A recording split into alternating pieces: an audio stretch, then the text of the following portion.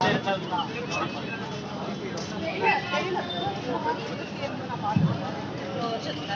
Is very bad.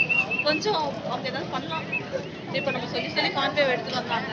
So எல்லாமே சொல்லி சொல்லி பண்ணணுமா இல்லை அவங்க நிறைய சேஞ்சஸ் மேக் பண்ணலாம் on their own. So I don't know, everything we are lacking. So பார்த்து பண்ணணும்.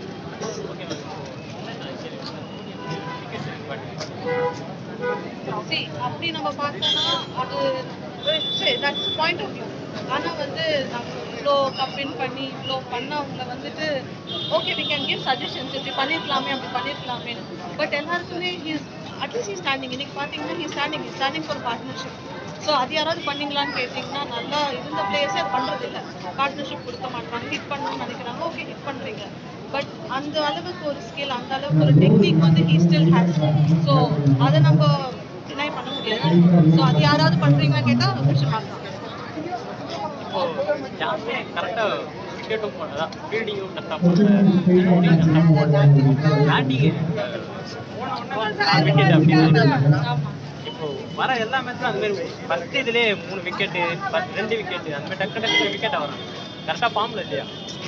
இல்லை, ஆக்சுவலி அதுதான் நான் சொல்றேன். இப்போ மற்றவங்க பார்த்தீங்கன்னா பவர் பிளேல வந்து அவங்க எல்லாமே ஸ்கோர் பண்ணணும்னு நினைக்கிறாங்க. நம்ம பவர் பிளேல மற்ற டீமும் ஸ்கோர் பண்ணணும்.